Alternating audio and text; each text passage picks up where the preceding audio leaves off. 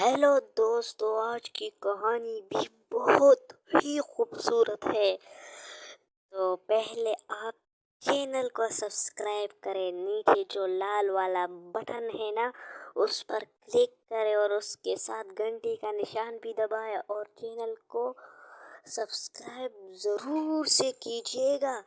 फिर हम आगे कहानी को शुरू करते हैं, लेकिन वीडियो को लाइक करना और चैनल को ज़रूर से सब्सक्राइब करना।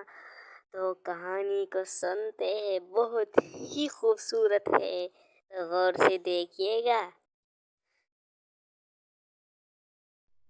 तो शुरू करते हैं कहानी को। हम तो कहीं भी रह लेंगी।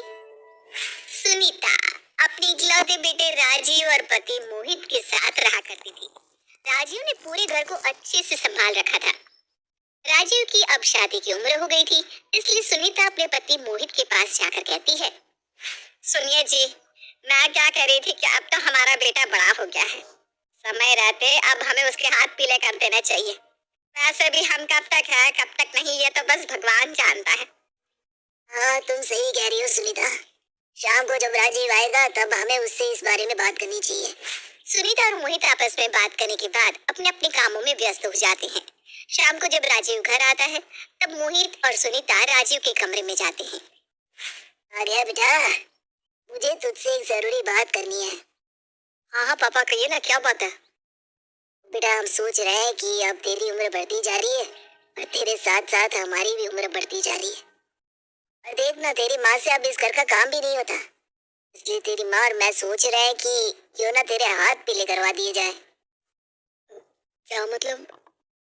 मतलब ये कि हम तेरी शादी करवाना चाहते हैं बेटा। अगर तुझे कोई लड़की पसंद है तो तू हमें बता दे, हम तेरी शादी उससे करवा देंगे। नहीं माँ, मुझे कोई लड़की पसंद नहीं है। आपको जहाँ सही लगे मैं शादी करने को तैयार हूँ। और वैसे भी आप दोनों मेरे लिए कुछ गलत थोड़ी ना सोचेंगे। राजीव की बात सुनकर सुनीता और मोहित का गर्व से सीना चौड़ा हो जाता है। मोहित राजीव को गले से लगा लेता है। अब जैसे ही राजीव शादी की मंजूरी देता है, वैसे ही सुनीता भी जोर शोर से राजीव के लिए रिश्ते देखना शुरू कर देती है। पर सुनीता को कोई भी लड़की ऐसी नहीं मिलती जो उसे पसंद आए। ऐसे ही एक दिन सुनीता अपनी बहन सुमित्रा को कॉल करती है।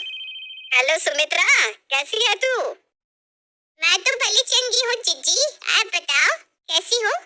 बड़े दिन बाद याद किया, लगता है कोई काम है तभी मेरी जीजी ने मुझे याद किया है। बात तो बिल्कुल सही कही तूने सुमित्रा। खैर इन सबको छोड़ और मेरी बात ध्यान से सुन। मेरे राजीव के लिए एक अच्छी सी लड़की ढूंढ जो मेरे घर को जोड़ कर रखे। अच्छा, तो यही काम है?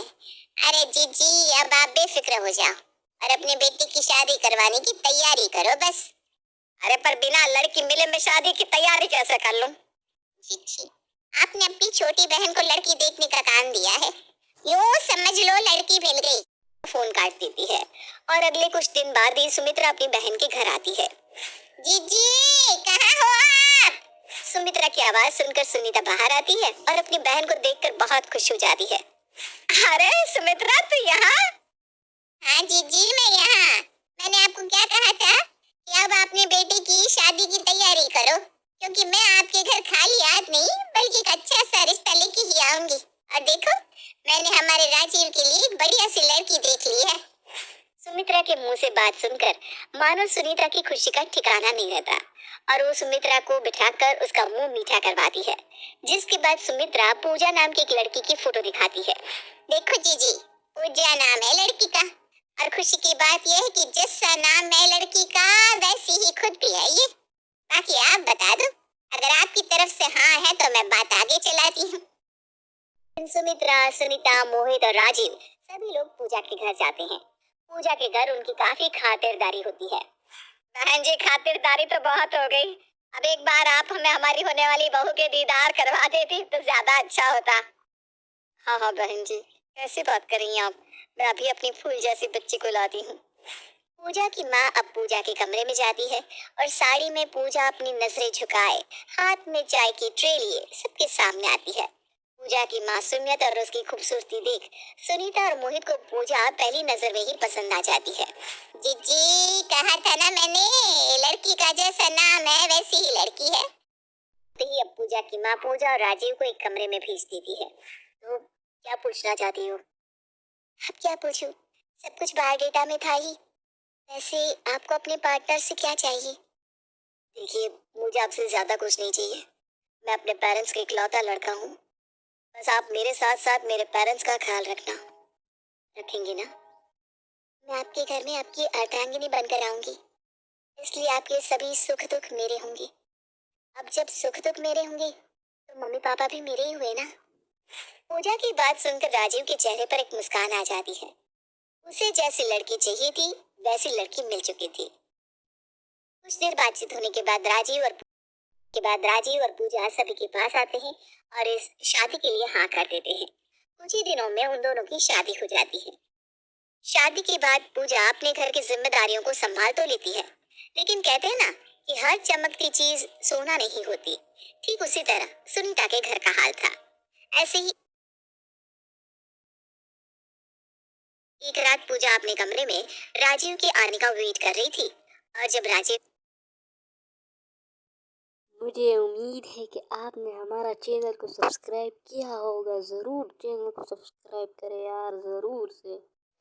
हमारे चैनल पे बहुत ज़्यादा लोग आते हैं लेकिन सब्सक्राइब नहीं करते। ज़रूर से सब्सक्राइब करें। कहानी में आगे बढ़ते हैं। आता है तो पूजा राजीव से कहती है, सुनिए ना, मैं क्या कह रही थी कि इस घर के कमरे कुछ ज्यादा ही छोटे नहीं है? मतलब देखो ना, हमारा घर इतना छोटा सा है और घर में सामान कितना सारा। क्यों ना हम इस घर को बेचकर कहीं बाहर घर ले लें, बड़ा वाला। हमारा दिमाग तो ठीक है, मेरा बचपन इस घर में बीता है। और तो और ये पापा ने बड़ी मेहनत से बनाया है। ना तो मैं इस घर को बेचूंगा और ना ही इस घर से जाऊंगा। तो हम इस कबाड़ खाने में ही रहेंगे। अरे मैंने भी तो अपना घर छोड़ा है। देखो पूजा, मैं यहाँ से कहीं नहीं जाऊंगा, बात यहीं खत्म, समझी तुम? राजीव गुस्से में वहां से बाहर निकल जाता है, पर राजीव के इस बर्ताव से पूजा को बहुत गुस्सा आता है। समय बीतता है और एक दिन जब सभी खाना खा रहे थे, तभी एक बार फिर पूजा सभी के सामने कहती है, माँ जी, बाबूजी, मैं क्या कह रही थी कि क्यों ना हम इस घर को बेचकर कहीं और चले। सभी खाना खा रहे थे, पर पूजा की बात सुनकर सभी खाना खाना छोड़ देते हैं और पूजा की तरफ देखने लगते हैं। मैं ये बात इसलिए कह रही हूँ क्योंकि ये घर काफी छोटा है और इसमें सब कुछ हो नहीं पा रहा है।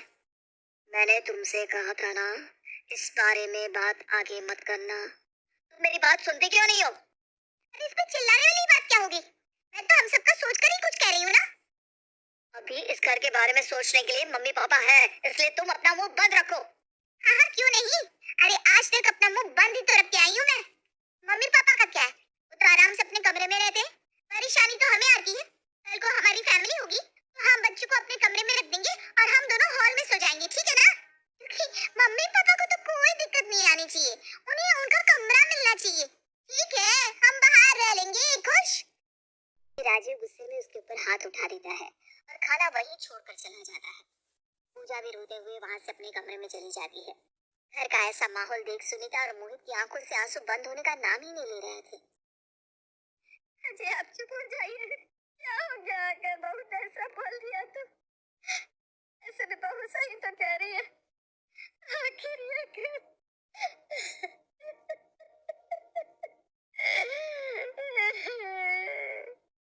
चुप हो जाओ सुनीता, चुप हो जाओ। सुनीता और मोहित भी अपने कमरे में चले जाते हैं और अगले दिन वो दोनों राजीव के पास आते हैं और उसे समझाते हुए कहते हैं, राजीव, बहू के साथ वहां चला जा जहाँ बहू कह रही है। और वो सही ही तो कह रही है, घर सच में बहुत छोटा है। बहू बड़े घर से है, वो इतने दिन यहाँ रही, यही बहुत बड़ी बात है। और अब शायद वो एडजस्ट नहीं कर पा रही है। पापा, ये आप क्या कह रहे हैं? मैं आप लोगों को छोड़कर उसके साथ कैसे जा सकता हूँ? बेटा, ये बहुत छोटी जगह है, तुम लोग यहाँ मत रहो, क्योंकि मैं नहीं चाहती कि तेरे और बहू के बीच कोई दरार आए। वैसे भी हम नहीं जानते कि हम कितने साल और जीने वाले हैं। बेटा तू जा, तुझे अपनी पूरी जिंदगी बहू के साथ बितानी है, इसलिए तू बहू की बात मान और यहाँ से चला जा। अपनी माँ की बात सुनकर राजीव अपनी माँ और पापा के गले लगकर बहुत रोता है, पर आखिरकार वो पूजा के साथ अपनी माँ का घर छोड़कर चला जाता है। बेटे के जाते ही मोहित दरवाजे पर ही घुटने के बल बैठकर फूट फूट कर रोने लगता है। उसे समझाते हुए सुनीता कहती है, बस भी कीजिए, बेटे बहू का जाना जरूरी था, क्योंकि उसको अपनी आगे की जिंदगी हमारे साथ नहीं बल्कि बहू के साथ बितानी है। हमारा क्या है, हम आज है कल नहीं। उसकी बात सुनकर मोहित सुनीता को गले से लगा लेता है और फूट फूट कर रोने लगता है।